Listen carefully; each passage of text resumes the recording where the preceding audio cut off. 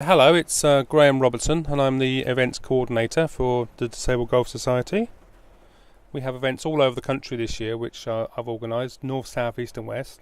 So the idea is to get around as much of the country as we can, and today is our day in the southwest of England. The local press are always very interested in what we're doing, because it's not only a sports story but it's a human interest story as well, with disabled people getting back out on the course.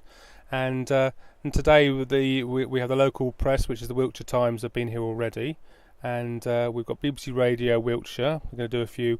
In fact, I was on the radio earlier this morning on a breakfast show, and they are coming later on this afternoon for interviews. And we've got the BBC Points West here as well. So a bit of TV coverage as well.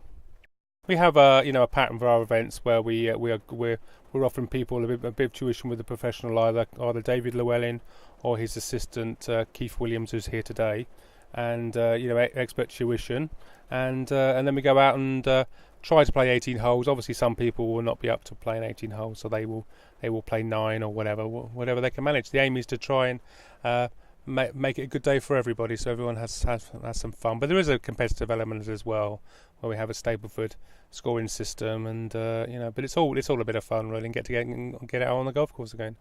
We got some sponsorship this tournament from the BIL group, who are based in Carl in Wiltshire, and they've been very supportive of us and sponsoring the day.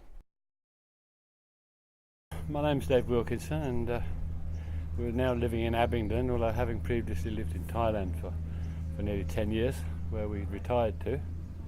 Unfortunately, I started to experience some paralysis in my legs.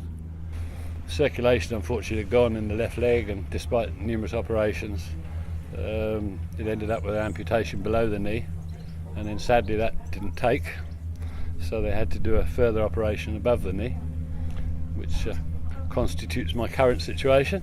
But I think the main part of the story really relative to golf is that, whilst being a latecomer to golf and playing fairly frequently in Thailand, and laying in my hospital bed looking at my stump, felt very determined to get back on the golf course and just see how quickly I could do it.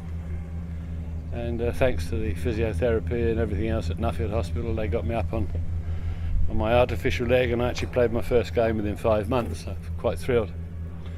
But being an amputee amongst golf courses, it's extremely difficult to find anybody that really you can play with to have a same-minded type of attitude. And whilst sweeping the net, I came across the Disabled Golf Society and contacted Chris, who's very much in its infancy at the time, and cut a long story short, tremendous organisation, tremendous camaraderie amongst players, considerably worse off than I am, I have to say, a lot of them. But nevertheless, we all have this love of golf and a determination to keep playing and to help each other wherever we can. And I think these occasions of being able to come to some beautiful golf courses, which probably I wouldn't have got to with the type of people I play with, fantastic. And I just hope that we can gain a greater foothold amongst other disabled people around the country that perhaps are unaware of what we can do and how much we can help people. And people perhaps that don't even play golf, that could play golf despite their disabilities. So we are looking forward to hopefully this England v Scotland game at the end of the year, and hopefully if my golf can improve a bit, I might even be able to represent the country, which is something I certainly never dreamed of in my life.